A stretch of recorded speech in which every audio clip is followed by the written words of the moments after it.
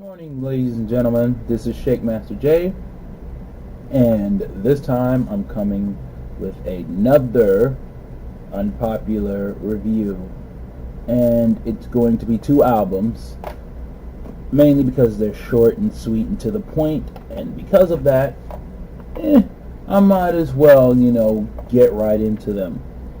Let's start off with the Ninth Wonder Black Thought project that hinted another sequel to the 5 tracks that was already on here. So we will get more, but until then I'm reviewing this particular project. I'm not going to go track by track or production by production on here, because I believe the gist of it's pretty dope. Production wise, this album was great. Ninth Wonder does what he usually does. It's weird that I don't hear those trademark drums that I'm usually hearing from Ninth Wonder, but it's nice that he's taking his production to a different level. And Black Thought, there's no point there's no need to talk about Black Thought and his lyrics, because if you've heard his Hot 97 freestyle and Funkmaster Flex, then it's already self-explanatory. I mean, lines after lines after lines on this EP is just dope. My favorite line he said was on the second track, where he was like, "I'm not a motor, don't test me, I don't get examined." I thought he's got like bars, slick bars that I still have yet to catch. It's definitely a couple of lessons needed. Like I said, the production's good. My only con with this is Styles, the features with Rhapsody is dope, but Styles P was okay, but I thought his his porno line was didn't go that well with me. Also, I thought his voice when his feature was pretty much badly mixed. Kind of reminds me of Joel Santana when he did the Hail Mary rap with Lil Wayne on his mixtape recently.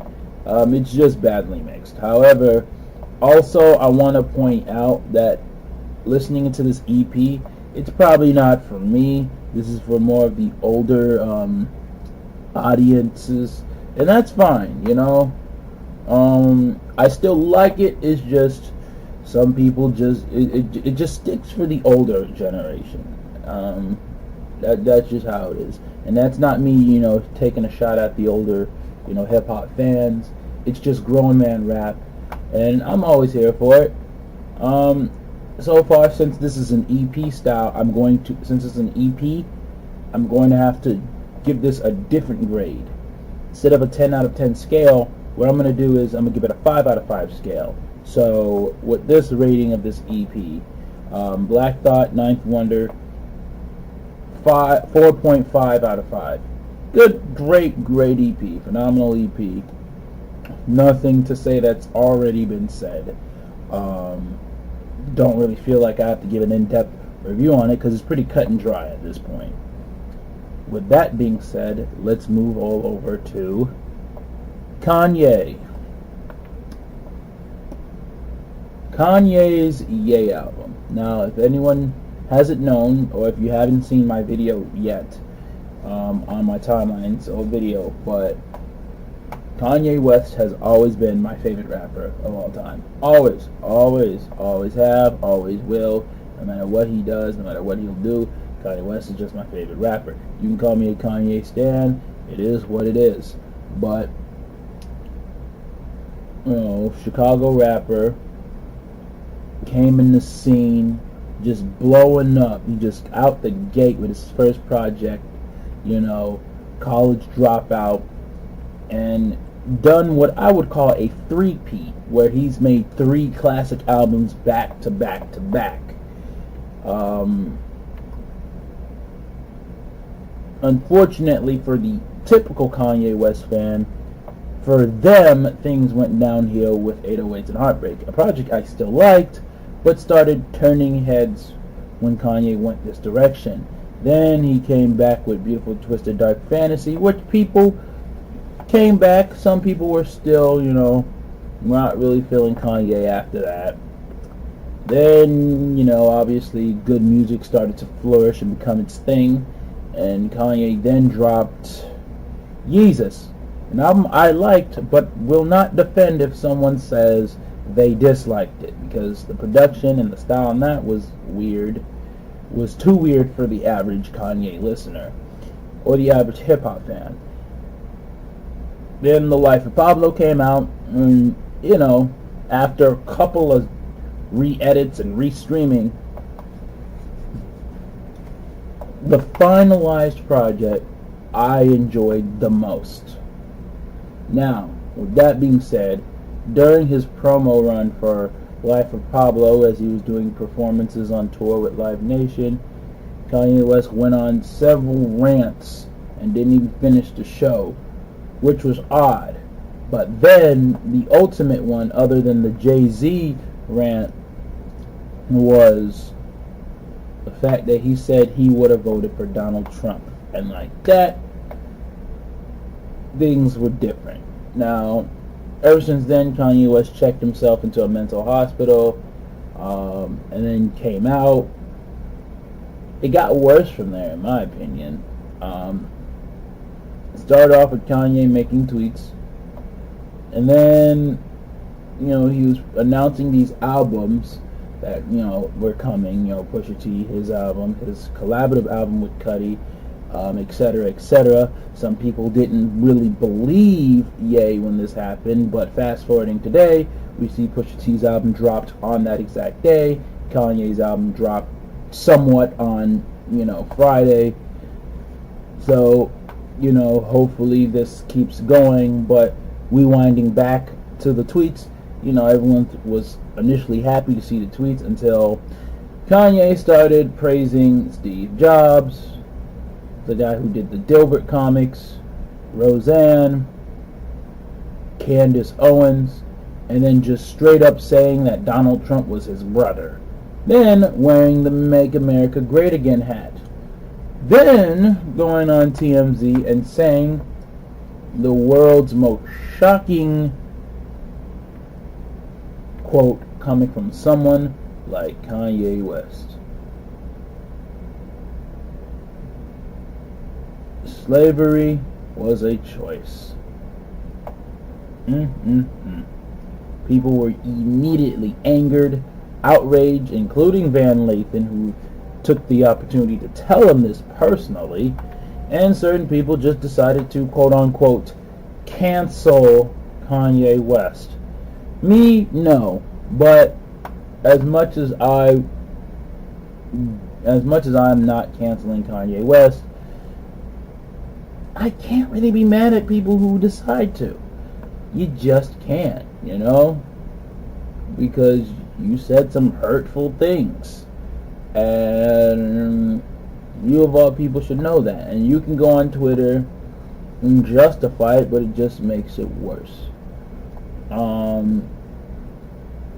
So, with that being said, Kanye went to hiding. Yeah, he also did an interview with Charlamagne the day before, but the TMZ one is what really got people uptight. But Kanye obviously took some time apart, took some time away, was quiet for a little bit. I mean, he was always recording his album in Wyoming, so he ended up having a streaming album party or a streaming album session in Wyoming where a bunch of people came in, like Chris Rock, Nas, some of the people in his Good Music camp, Alicia Keys, Lil Yachty, etc., etc. And obviously I listened to it via the app that I'm deleting because that's the only reason I downloaded it for. My phone can only take so much. But the album Ye is here. With that being said, with all the BS that I was just talking to and rambling on for 2 minutes, the real question is, how did this album do? And in my opinion, I think this album did really well. I personally enjoyed this album. I'm going to get off track here and say that looking at social media, I can literally say, and even talking to Milton, I can literally say that people are literally split down the middle on this album. Some people really hated it. Some people didn't like it. Some people said they liked 2 or 3 songs out of here. I'm one of those people that actually enjoyed the album. I'm part of the half that enjoyed it. Um, Once again, just like Black Thought Ninth Wonder's album, I'm not really going to go track by track necessarily, but I can say the first track, Thought of Killing You, Kanye starts off, you know, about suicide, just talk about suicide, then the beat changes. He goes on this rant about his thoughts and how he thinks, how he feels, what he should say, clean it up, the whole XYZ. Production wise, this album is great. I enjoyed it. I do believe that this is for more of the younger audience who likes produced beats well, with the exception of No Mistakes, which is a little bit more old school, but any other album is more for the younger kids. The production style, like I said in No Mistakes, has that hip hop feel. Then there's the track with Kid Cudi, Ghost Town, that has that rock and roll feel to it. Yikes has that EDM style, that Heartless style feel. If anything, Yikes is Heartless mixed with Wolves. I like the dark electro pop like sounds of this. It's pretty cool. I enjoyed it. Violent Crimes is a little bit more silent, but still electrical. You listen to Ye, it's kind of like a dark.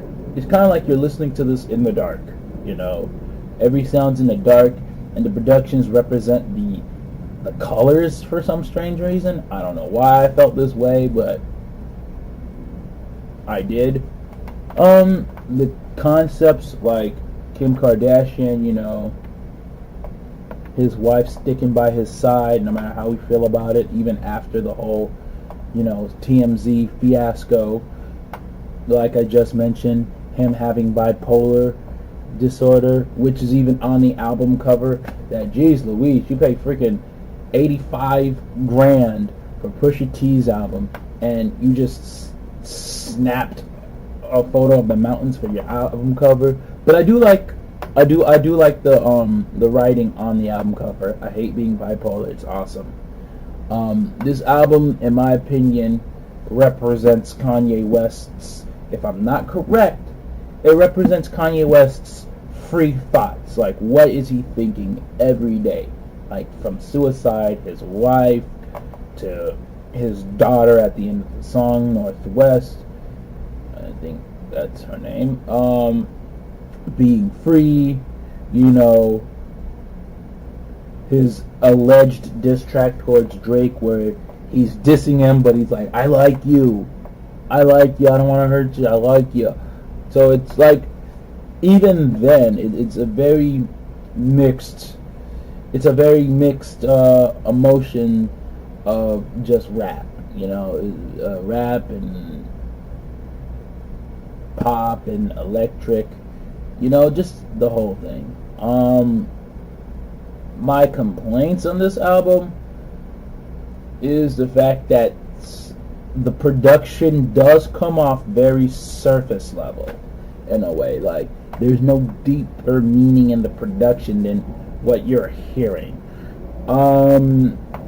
Also, Kanye lyrically is very underwhelming. However, he does have dope lines on here, like the Tristan line, the income, the outcome line. Some people might find it disgusting, other people find it funny. I can focus on two things at once. I'm a superhero. That's not lyric, but So there is, some lyrical moments on here, but still, I feel like Kanye West lyrically underperforms, because personally, if you go back, it's been like the past 2 years, even though Kanye West has writers, still, I feel like Kanye West has performed better lyrically. Even if you go to My Beautiful Twisted Dark Fantasy, I just felt like Kanye just performed a lot more lyrically. Even Heartless, I thought had some bars on there. this first three albums, Kanye West was just on lyrical point, telling stories. And that's another thing. When you differentiate this album, the past two albums, even Yeezus had a story, but Life of Pablo and this one, there's no cohesion when it comes to content. I feel like it's all over the place with this one as well. And finally, my big one, Kanye did an interview with Big Boy, said because of the TMZ, situation, he had to redo this album. That turned me off. Why? Because you were in Wyoming for years producing this. You come out with Lift Yourself, and you come out with the track with T.I., but yet you release this. And while I like it, I felt like I'd much rather hear what you had to say, because apparently there's going to be some Trump talk. You might as well just let it out. It just sounded more organic if you were going to do that. Apparently you said people are too sensitive. You already dug yourself in a hole. You might as well. But with that being said, it's still a good album. Just like I said about Black Thought, on the opposite side, Kanye's album will not really work for older people. This is more for a younger audience.